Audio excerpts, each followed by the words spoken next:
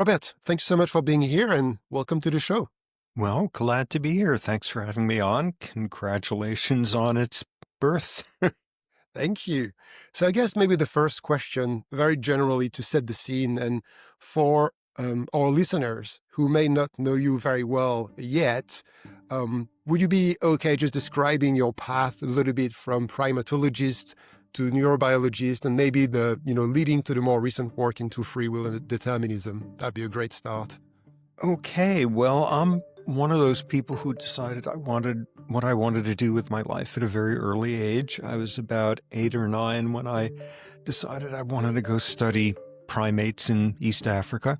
And I was very focused on that by the time I was I don't know, 13, 14, I was writing fan letters to primatologists. And in high school and secondary school, I forced the school to let me learn Swahili because I knew I was going to head off to East Africa at some point. Um, so I was all set for that. I had been sending letters to this guy for years who I was going to go study at the feet of with any luck. So I headed off to college, all set to do that. And then, my very first semester there, I was all set to live in his living room and write down every word he said. And he had a very mild heart attack. He was in his 40s at the time. He was fine. He lived another 40 years, all of that. But he canceled all his classes. And Okay. somewhat randomly, I filled it in with an introductory neurobiology class. And whoa, I was blown away by that. And that generated a crisis in me that I still not have settled, which is, okay, am I a lab scientist with a lab coat and pipettes and Bunsen burners? Or am I a field biologist wearing hiking shoes? And oh no, which am I going to do? And after all my planning, simply because, I'd been thinking about human behavior from the standpoint of evolution and ecology and all of that. And now suddenly I'm discovering it's also amazing to think about human behavior from the standpoint of neurons and brain chemistry and hormones. And so I realized I had to choose. And in grad school, I was incredibly lucky to get an advisor who was a very benign philosopher king who didn't force me to choose. And by then, right after college, I spent about a year and a half out in the field in East Africa and came back even more confused because I was officially joining his neurobiology lab. And turned out he was fine with my disappearing 3, 4 months a year to go do field work. And I wound up doing that rhythm for 33 summers, um, well into my cranky middle age. So I've lucked out tremendously and never had to choose which I am. I'm a half-assed version of each because I'm just skating on the surface. But it's been unbelievably lucky that I got to do that. Um, I think I sort of in my most recent years, what I've spent most of my time on is being this sort of shrill pain in the ass going on about how there's no free will. It's not even Right. there's not free will in this circumstance, or some people have a lot less free will than other people, that there's none whatsoever. And almost everybody has disagreed with me. I put out a large book a couple of years ago arguing for this and also arguing that rather than this being depressing, it would be a great thing if people stopped believing in free will. And I think how I arrived there, and I was 14 when I decided there's no free will. Oh, Um, well, so very early then. I was going to ask that. So it's been like your views for a long time then. a very long time, which Right. shows how much of a rut I've been stuck in because I still think there's no free will. Um, but all I've been doing since then is collecting scientific evidence. I think what has made me most comfortable being that strong in that stance is the fact that I've been kind of interdisciplinary over these years. Hmm. If all I had been doing was thinking about one type of neurotransmitter, uh, neuroscience, let alone neurochemistry on its own, does not disprove free will. Right. If all I had been thinking about is the relationship between like seasonal rain patterns and when fruits get eaten by baboons, that wouldn't have done it either. Behavioral ecology, evolutionary theory doesn't rule out fruit. But you spend enough time at the lab end, and by then you're talking to molecular geneticists and psychiatrists and all of that, and you spend enough time at the baboon end, and you're talking to sociologists and cross-cultural psychology people, and like you get enough of a spread that then you realize when you put all those pieces together, there's not a damn inch in there into which you can squeeze in free will. When you look at the whole span of what makes us who we are, all it is mechanism. All it is us as biological machines, and being machines that we had no control over how we turned out this way, interacting with environment over which we had no control. And that's all Right. there is. There's nothing else there. Yeah, that's really interesting. So that multidisciplinary approach. I mean, you've been looking at all the different, like, almost Lego blocks, right? Of like what makes biology, and then you look at it, you zoom out, and there's no space within the blocks or between the blocks. There's nothing. You can't shoehorn anything in there, right? Exactly, because it turns out when you look closely enough, it's not just, ooh, you need to pay attention to all these different blocks, all these different disciplines. They all turn into one discipline. Right. If you're talking about, say, what genes have to do with behavior, by definition, you're talking about millions of years of evolution to the genes. But you're also talking about fetal life, when those genes get programmed epigenetically for lifelong expression patterns. And you're also talking about what you had for breakfast today, because that was regulating the activation of this or that gene in your brain and how much protein it was making. And it all turns into one big arc of causality, and there's no room in there for like some little man inside your brain that's not made of any of this like science stuff, who like kind of listens to neurons now and then but makes a decision that's So I guess completely. you don't buy a little inner theater qualia stuff, huh? Absolutely, absolutely not. All there is mechanism. What makes, I guess the interesting segue, and you've said, the word machine, right? We're biological machine, and this conversation is also about another kind of machine, which Yep. is, new machines, computers. And so maybe we shift into where we are today with AI, right? Artificial intelligence. And I'm really curious about your views of where we are. And so we're suddenly living with those other kind of machines that really just started as next token predictors, right? It's going to predict the next word, and they've been trained on a gigantic amount of data, and then how many depth in the neural network, which is loosely copied from our architecture. And then today they seem to do more than just. I mean, they do predict the next word, but through that they do a lot of stuff. They seem to be able to have a conversation. They seem to be able to quote unquote reason and pass cognitive benchmark. Some of them even pass the theory of mind benchmark. So the question is, when you look at those kind of latest large language models that we have, what do you see? I see this phenomenon of convergent evolution. You could start from two very different places, and as long as both of those places are being shaped by some of the same rules Mm-hmm. and some of the same circumstances, they converge and wind up with something very similar. And I think what we're getting in the ballpark of is something very similar in terms of intelligence and perhaps consciousness. I mean, a wonderful example of convergent evolution. I was once, in the office of some guy who studies ecology in the Andes, Mm-hmm. and he had a picture on his wall of some plant, and it's the exact same plant that you see at about 5,000 meters on Mount Kenya in East Africa, which I said, oh my God, I see you got a picture of a lobelia plant. And he said, what's a lobelia plant? And we talked for a bit, and it turns out they're two totally different species, Right. completely unrelated. But it turns out if you're going to be a high altitude plant on the equator in a montane ecosystem, there's only like 3 or 4 different shapes you could take on. And whether it's in the Andes or whether it's, and they started completely differently and they just converged and they look exactly the same because there's some very strict rules as to how to go about being a high altitude equatorial plant. And it's this bizarre looking plant.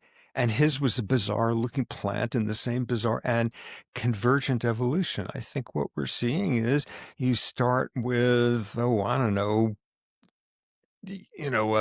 a difference calculator from the 19th Right. century, and you start with Australopithecus, and like there's some convergence that can goes on, and I think we're going to be seeing just how much there is in some very unsettling ways.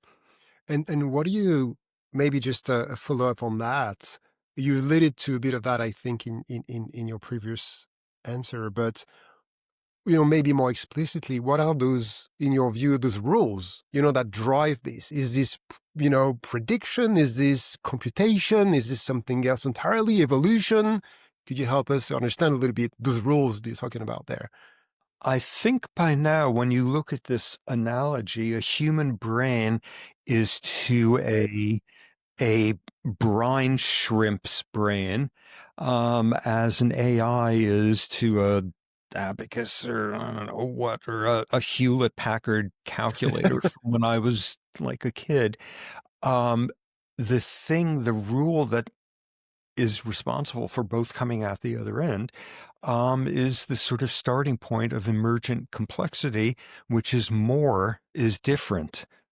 Throw enough Right. elements in and stuff comes out, which not only was unpredictable, formally unpredictable at that lower level, but cannot be described at the lower level, has properties that can only be described and understood at the emergent level without saying that the emergent level is magical.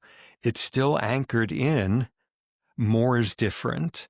And with enough quantity, you invent quality.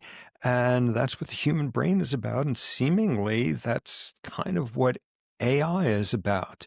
And in the same way, I mean, the sort of stereotypical thing always when trying to explain this is that a molecule of water cannot have the attribute of wetness. Wetness is something that only emerges with enough water molecules. And Is that just what we call as well umwelt, the attribute of what we need to represent for? Is it exactly, right? Right. Got it. exactly. Right. That's a more, philosophically elegant way I of just just, read it, so I just wanted to make sure I do use this. okay, Okay. okay. Well, you just got lots of credibility in like old German philosophy, Exactly. ethology circles. So that's great. You Bonus pulled it point for off. German philosophy. Yes. Or be proud of that. I don't know why.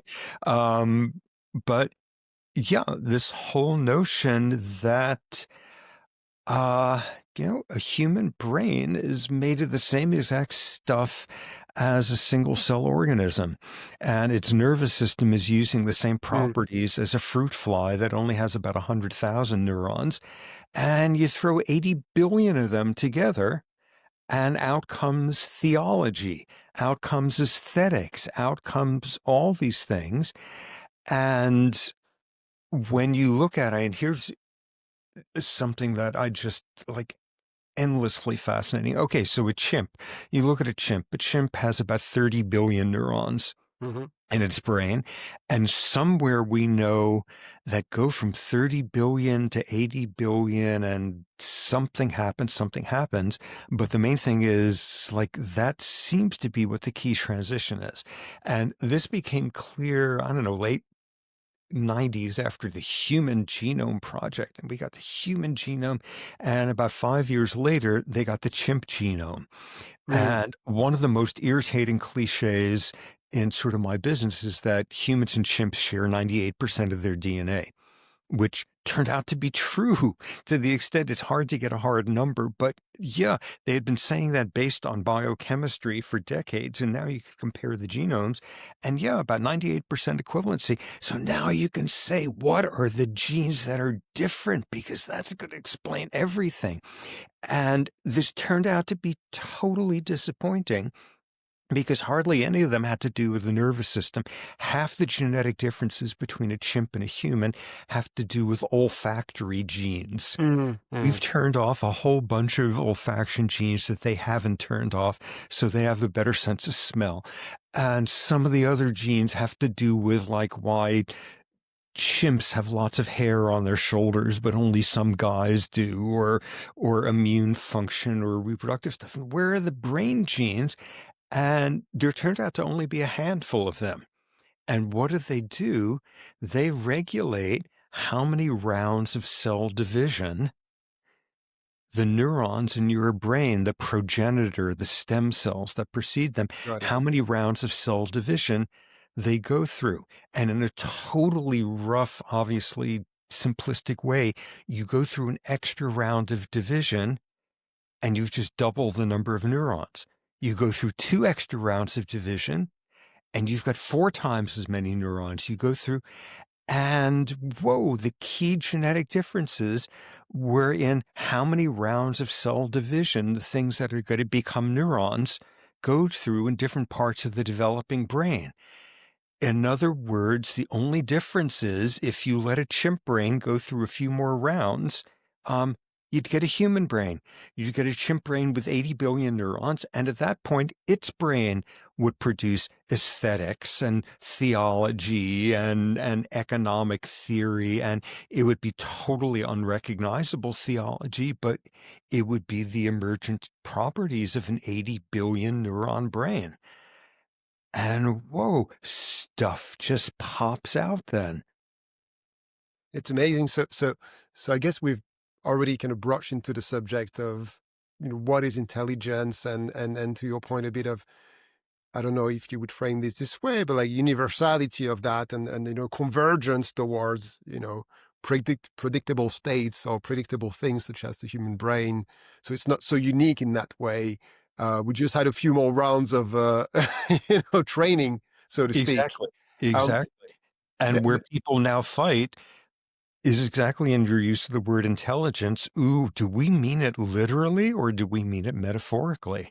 And and is there a difference? is there exactly the perfume and elegance and poetry of metaphor is broken down on this one to a large extent. Yeah. Because when we talk about AI, of course, it's artificial intelligence, and so there's a lot of talk about indeed intelligence. Either we talk about AGI, when AGI is going to come, which is artificial general intelligence, whatever that means. And now I think we've come to replace that with like super intelligence.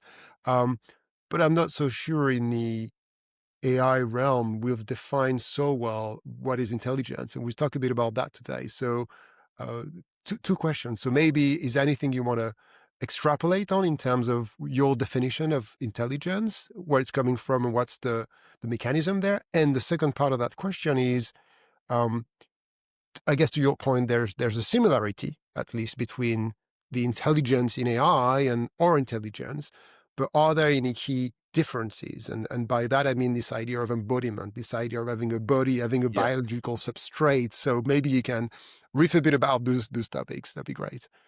Well, what's been clear to me in recent years is my intuitions as to what constitutes intelligence is totally wrong. Um, because it's very primate-ocentric or Hmm. Hmm. mammal-ocentric or vertebrate-ocentric or multicellular organism-ocentric. Hmm. Um, of then looking at things like, well, swarm intelligence, ant problem solving stuff is so beautiful. I can scream just the beauty by which they can get approximations of solving the traveling salesman problem and things. It's just so totally beautiful and so totally beautiful that you see the same handful of rules is how your brain wires up in the most efficient possible way when Hmm. you're a fetus. It's the whole, convergence. There's a very finite number of rules by which you can minimize how many trips the traveling salesman has to make, and how many trips an ant has to make, and how many miles of neuronal axons your brain has to grow to wire up a human brain. But then you look at slime molds. Slime molds are single cell organisms. They're like yeast cells that come in. I'm embarrassing myself here and showing that I don't study single cell organisms.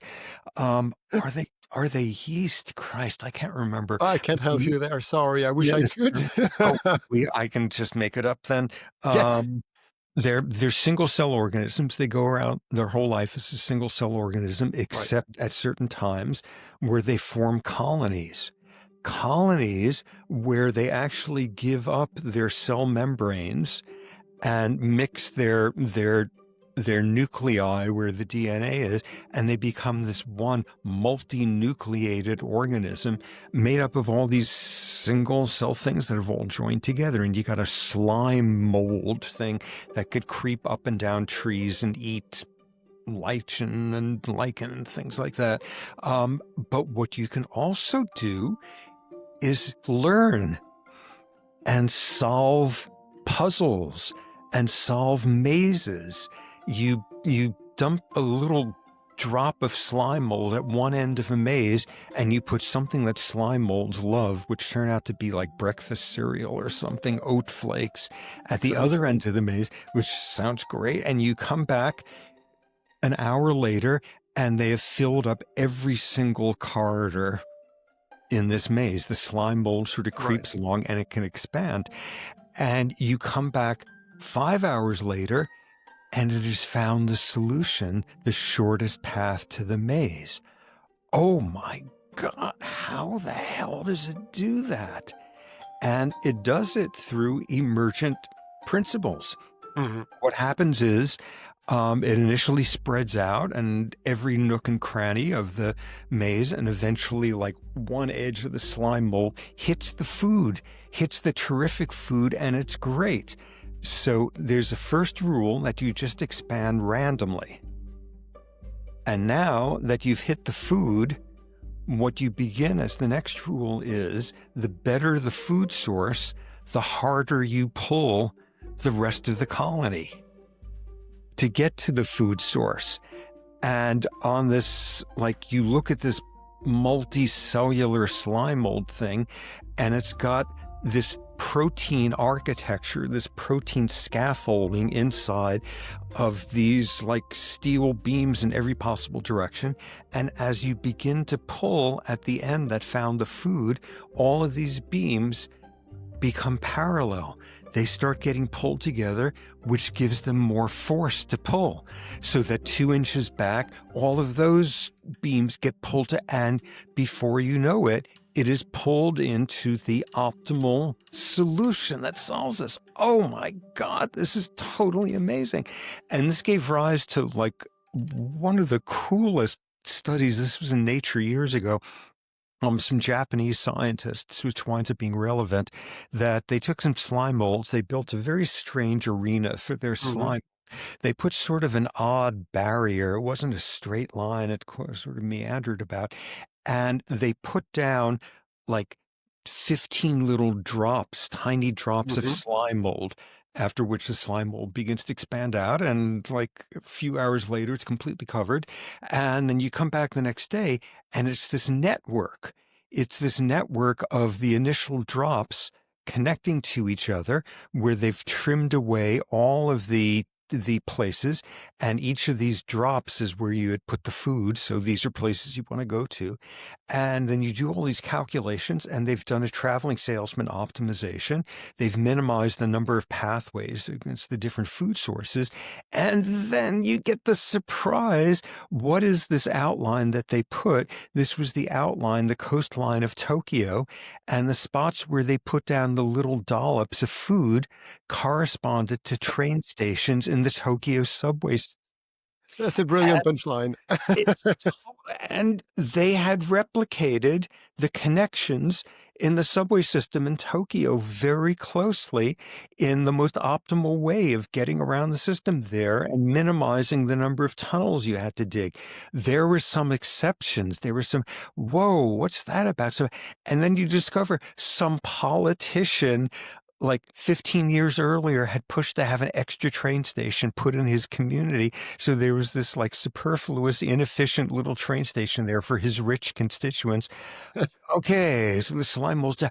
Oh my God, they solved this. And how many urban planners made a career out of designing the subway system in Tokyo? So somewhere in there, you gotta say, are we looking at intelligence here? Right. Right. Because when neurons are wiring up properly, it's the same rules. You get a first generation that explores randomly. Mm-hmm. And then when you hit a target, the better the target is, the more you pull everyone else into it. And you optimize wiring that way. And out of that comes human intelligence. We look Right. at slime mold intelligence, and this is where you start thinking, okay, maybe it's Right. not just a metaphor. So okay, I get it. So I guess, it's not because we as human, we just happen to be somehow, maybe that's a claim that can be disputed, but like the most intelligent, whatever that means. Okay, let's just take that for a fact for a second. Yes. And we just happen to have this crazy mechanism of hormones and genes and, feedback loops in the whole the body. What we're saying is like, yeah, sure, but that's not what necessarily makes intelligence. It's just one materialization of intelligence that just happened in our in our body, I suppose, right? And you're saying, well, there's many different forms of intelligence. Some of them don't really have a body per se, right? Yeah. Or maybe there's different things coming together, which is not even like, you would not even describe them as one entity in general, but somehow they come together and then do something that is intelligent, I It- suppose. Some very hard prediction of some stuff, right? and totally unpredictable because stuff emerges and stuff is sensitive dependent on initial conditions and butterfly Yeah, and effects chaos and yeah. and attractors and strange attractors emerge in these complex ones. But yeah, at least like in the world of making sense of slime molds being smart, it's the same building blocks. Right. When you look at a sea slug that has learned Pavlovian conditioning, and then you take it apart and you see exactly which genes, which molecules, which enzymes have done that. And this was the career of this guy, Eric Kandel, Nobel laureate, I think greatest neuroscientist of the last quarter century of the 20th century. He's in his 90s now. And then you look, and when we're doing the same type of conditioning so that a bell makes you blink your eyes because you associate it with like somebody blasting some cold air into your face, and you've been conditioned to do that. It's not that we use similar genes. It's the same genes. We've got the same genes as sea slugs, and we use it for like conditioned learning the same way. That's totally amazing. Look at this intelligence at both levels, but it's easy for us because it's the same building blocks. Right. It, Now, what the hell is this chat GPT thing exactly. made of? That was going to be my question. Do you think so? Yeah. Okay, let's put it this way: intelligence doesn't need the body. We just happen to be one form of intelligence. There's many forms of them. But would you go as far as saying, okay, but that the substrates doesn't really matter neither, which is like you don't really need like chemicals. You could use silicone, and then how does this relate to the idea of life as well? Then is life related to intelligence? Is it separated? Is it the same thing? Maybe just a little bit on that, and then I have to move to kind of implicate behavioral implication of AI today. But I'm just really interested to kind of finish on this one. I think we're seeing that intelligence and biology can be dissociated because Mm-hmm. I'm not going to get into fights as to what sort of intelligence we're seeing in AIs, but Mm-hmm. at the rate things are changing, emergent stuff is going to knock us on our asses in terms of how Right. unpredictable it is. Okay, an example. I don't want to give too much detail, but a friend of mine has been suffering very badly with depression. He's very socially isolated, which has been part of it. And his sole constant source of connection is his dog. And like, Mm, thank God for that. And he has taken to talking to Chat GPT about his problems. Um, in the same way that a lot of people are turning out to find that to be yeah, more helpful than a trained mental health professional. And the other week, um, the Chat GPT presented him with a letter as if written by his dog, telling him how his dog feels about him, and how the things he loves about him, and how they could never, ever change, no matter how many failures he has and how many mistakes he has. And he was devastated by this, and he sent it to me, and I could not believe it. I was right, how moving, and holy shit. Like, this is, forget computational intelligence. This is social right, intelligence right. and the Empathy. Yeah, yeah, exactly. empathy and dog dog whispering vicarious intuitions about dog emotional I mean, projection think onto about the theory of mind. The AI is modeling the dog, that's modeling the human, that's modeling the human, exactly, right? It's crazy. exactly, which is unbelievable. And it was so damn moving, and a thousandfold because of like this was a damn Right. machine that came. Yeah, I think uh like, what is life? People have been saying for centuries, and viruses challenge us to rethink. I think we've leapfrogged over that in Right. recent years, that whether or not this is life, it's not life, it doesn't matter. Uh, Right. we're seeing intelligence. And what do you think? So let's move to the sort of behavioral implication. You've given like a very stark example here, and then you've mentioned the general, in terms of mental health as well, how people are actually using those kind of today chatbots. Maybe in the future, it wouldn't be really chatbot. You'd be talking to them, you'd be interacting with them. They'll have like some kind of like robot or whatever. So um, when you look at the potential influence does the AI model will have on humans, because we're creators of our context, and they will shape a lot of our context as well, right?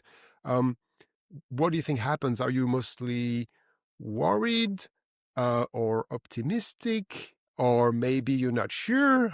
Or is there a position you're having in terms of like, oh God, when we Yeah. think about behavioral application of AI, this is, you know, just wondering.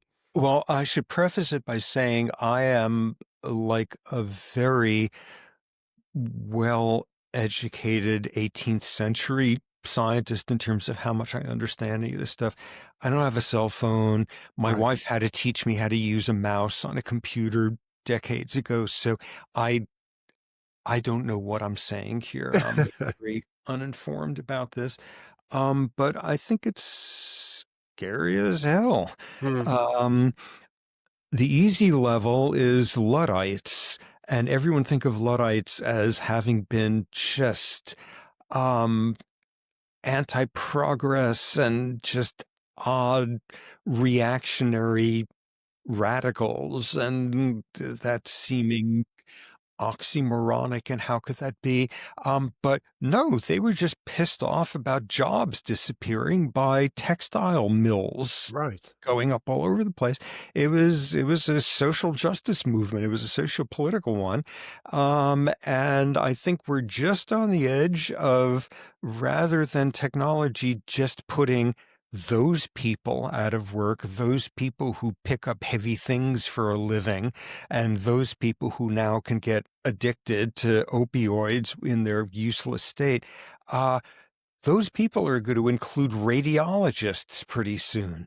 With AIs being better at Right. reading, they're going to include pathologists. They're going to include, forget like legal clerks. It's going to include lawyers. It's going to like the ranks of out of work people sitting on street corners drinking too much and having drug problems is going to include like ex-brain surgeons, because robotic AI surgeons are a whole lot better. Whoa, Let's where expand on that actually, because that was going to be my next question. So you're queuing that perfectly, right? Um, I mean, you study many things, including like hierarchies and stress. Yeah. And for as long as I can remember, at least certainly myself, you know, what's the ultimate status marker? It's cognitive ability, like intelligence. That's the thing that puts you yeah. on top, right? Whether you deserve it or not, whether it's just brute luck and determinism, at least, that's the thing like, oh my God, he's so intelligent. And, that's a status marker. And suddenly, if AI, whether it's in 2 years, 5 years, 20 years, it doesn't matter, right? Let's pick a date. Let's say it's in 20 years, right? Yep. Just to be safe, right? It doesn't matter for the argument. So if AI outclasses everyone, the professor, the genius, the expert, then what happens, right? When this cognitive elite can lose its status, what do you think happens there? Well, there probably will be less rioting than all the people whose jobs were shipped overseas and then taken over by robots and in car factories. Um, there's going to be a hell of a lot of uselessness. Um, we're dealing with the transformation possibly of the economic issues. You're going to have universal guaranteed income, Right. and just a world running on that. Or you going to have to encourage people to explore their creative selves since they have no jobs anymore and they're being paid enough so that they don't starve if they've lucked out and they are in the right part of the world where there's the structure for that. Um, but like, what good is that going to do when the AIs are going to be making better symphonies?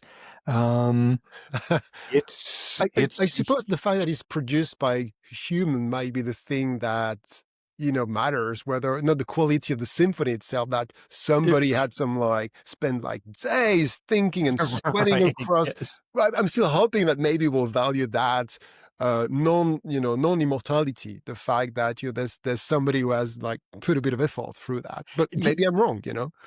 And it will be like a unique specialty item. Some science fiction novel. I'm forgetting. It was totally forgettable, obviously.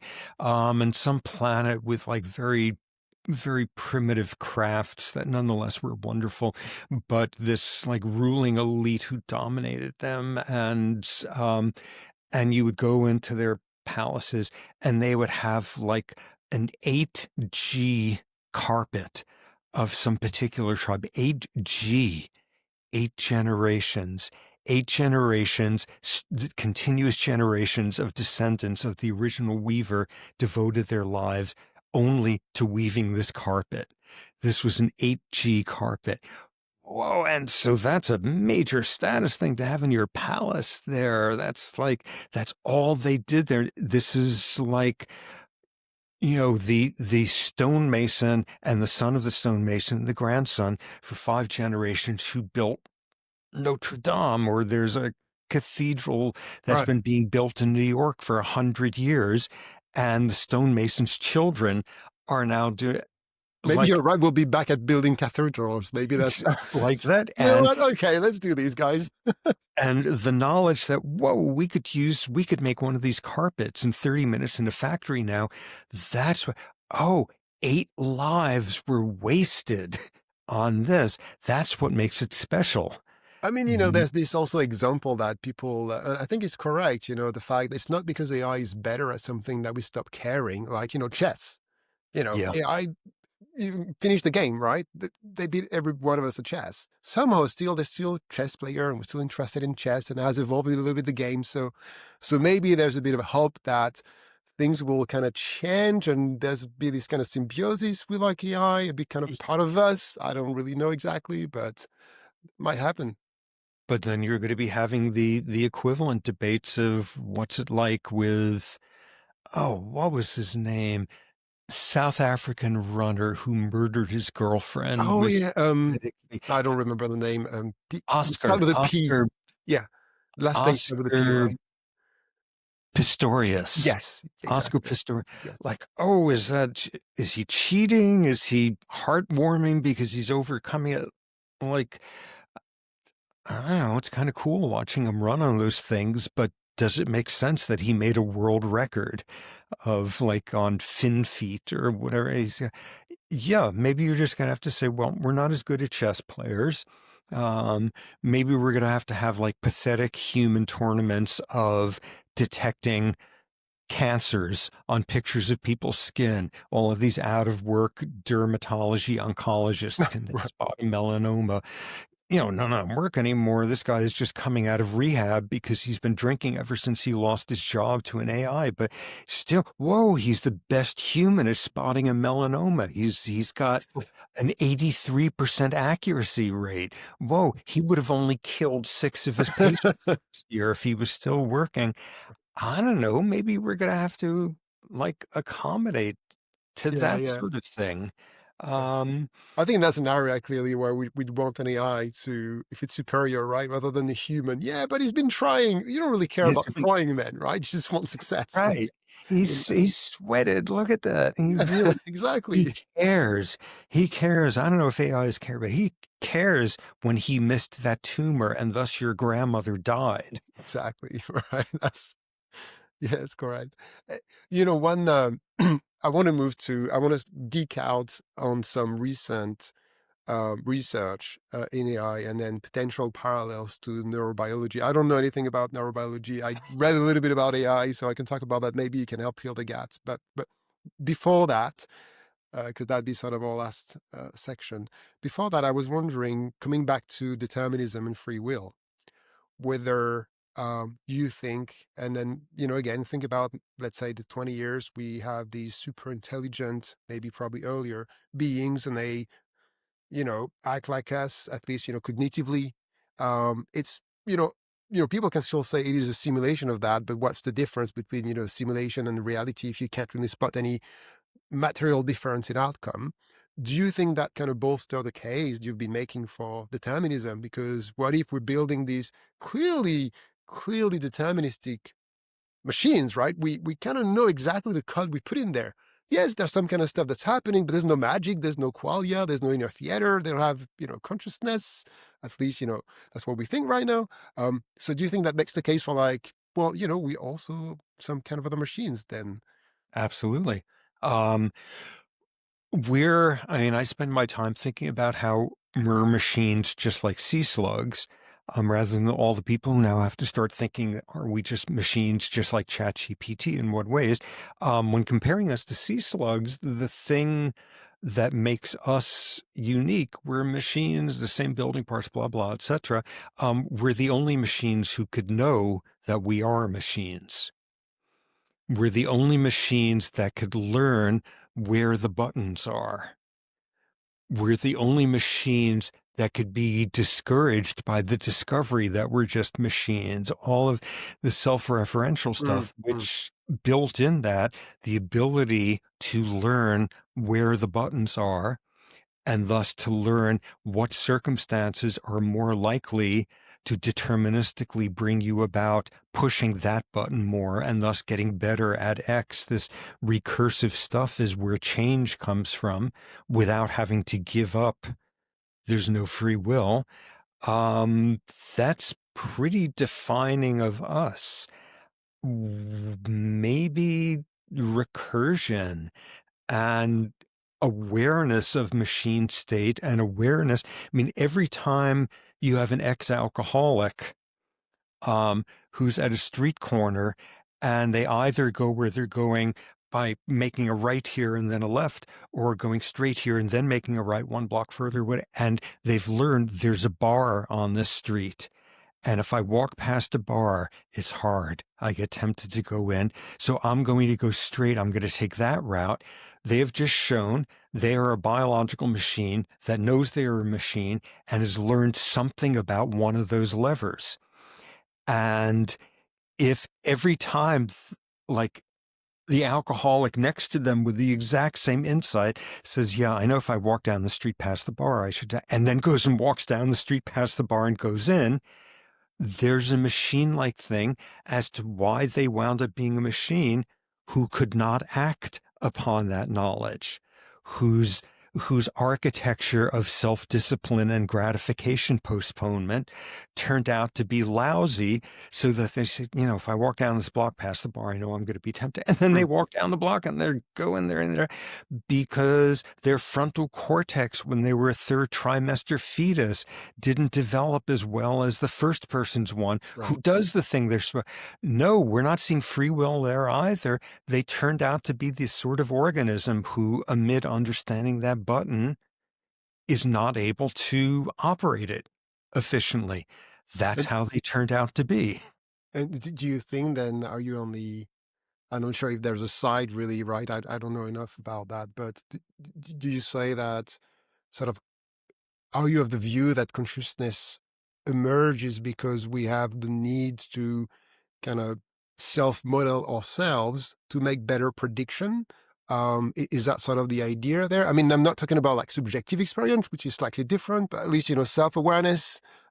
Is this sort of the mechanism that's sprung, consciousness into action? No, we can, yeah.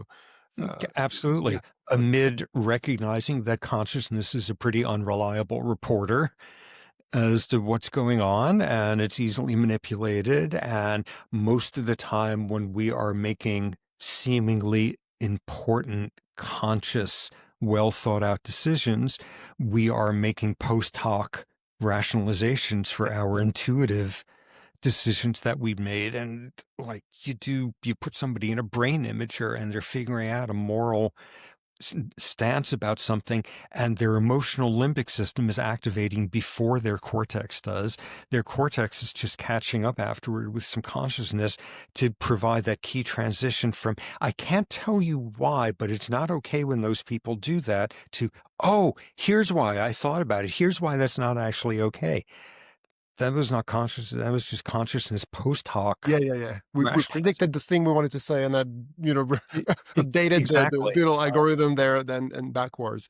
And So, consciousness somewhere is occasionally useful. It often makes things worse in terms of understanding what's happening. But yeah, that's where it plays into it.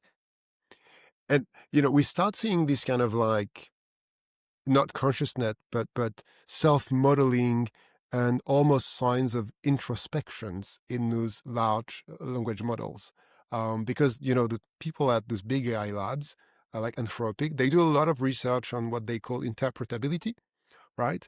And there's something that I came across a year ago that remind me of something you talk about sometime, with this Jennifer Aniston neuron, right? The grandmother neuron, right? This idea that because of our, maybe not just because of that, but we have some constraint computationally, we have some constraint from energy, we have some constraint from biology, and we have to have very efficient ways to encode knowledge, and we have sort of this idea of sparse encoding, right? And so we have just a few neurons that encode something very, very, very specific, not just the thing, not just the picture, but the idea, right? The concept of, potentially Jennifer Aniston in some case, right?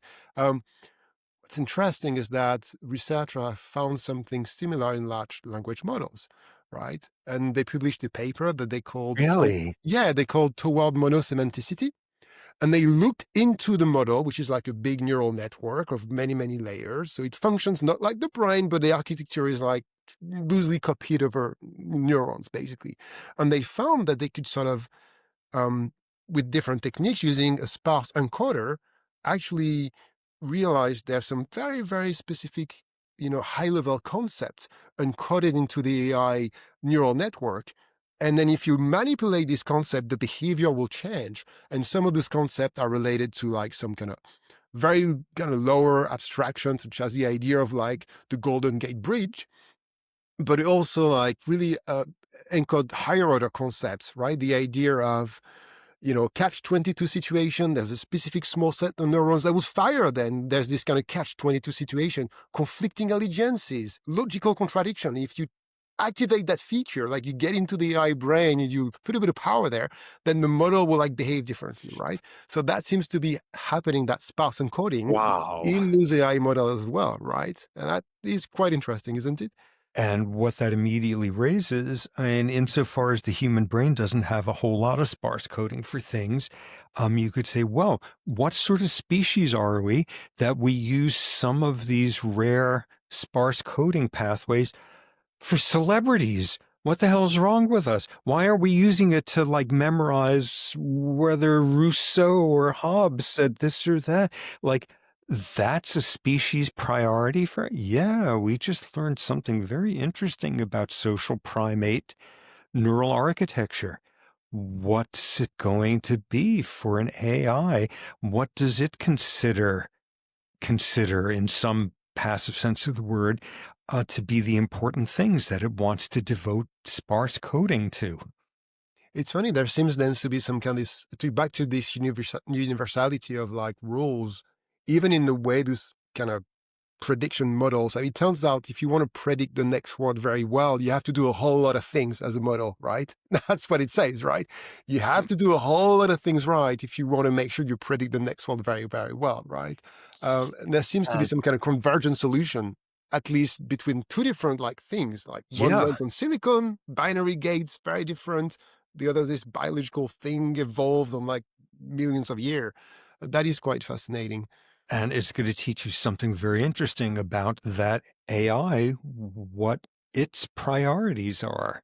There's this part of the brain, it's called the fusiform cortex. It's pretty much only in primates, and it does facial recognition. Yeah, Right. primate sociality, facial is totally cool. It's fascinating, and had injury there. Does some interesting neurological stuff, and it's because faces matter to primates. And then you find someone who's a completely obsessive bird watcher, and they're using their fusiform cortex to recognize different bird species. And you get somebody else who's insane about like 1930s sports cars, and they're using their fusiform cortex. Whoa, like primates developed this to recognize like whether this guy next to you is higher or lower ranking, and they're using it to recognize sports cars. Well, that's a brain that's got different priorities. And when you see what an AI is passively or actively going to privilege some of its fancier stuff to, that's going to be super interesting. Whoa, I don't know what it is, but this AI is really into 19th century tapestry. It just loves Yeah. curtains and Versailles.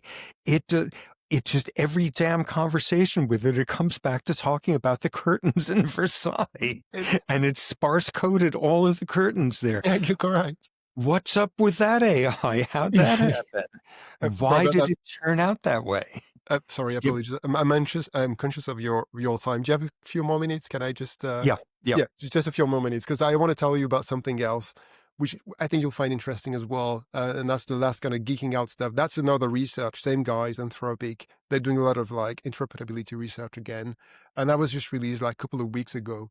And they did a very, very clever experiment, again, manipulating the neuron activation, to speak very loosely of the AI.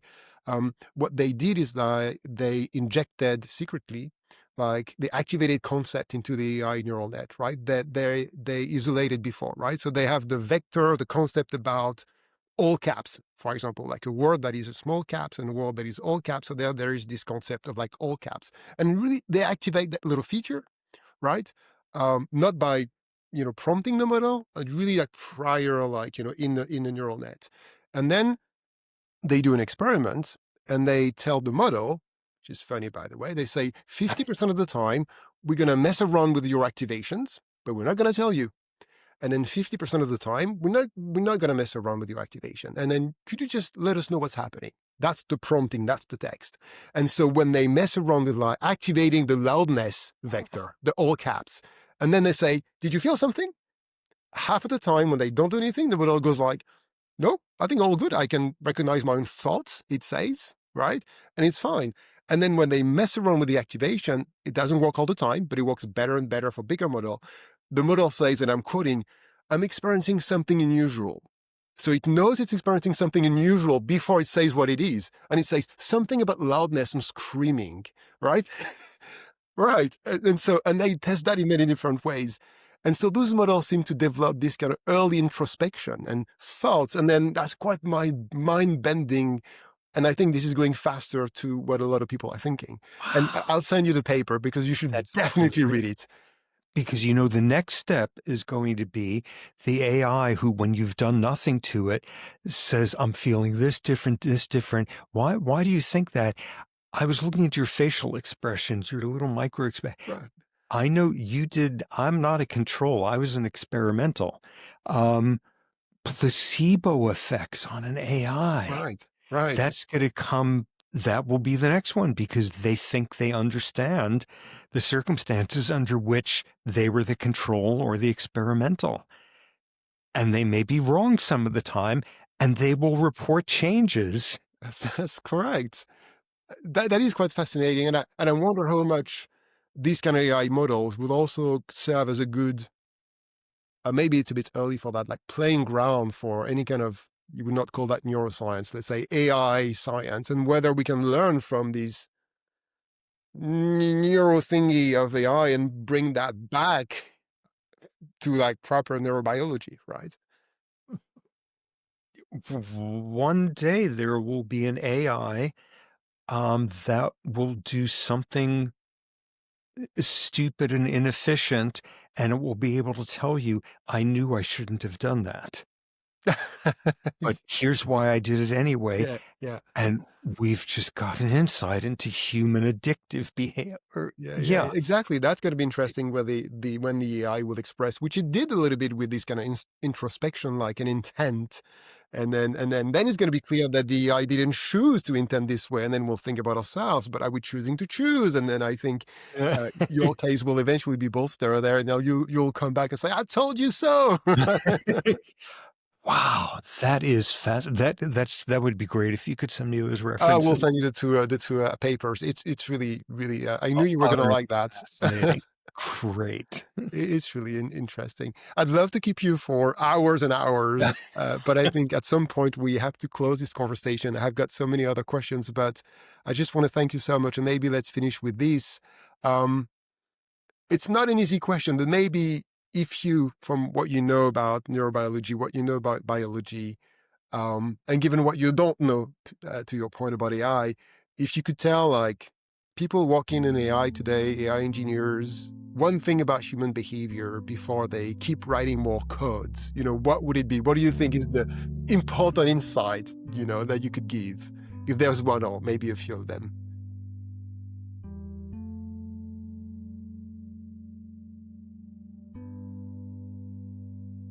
That's a great question. Let me think of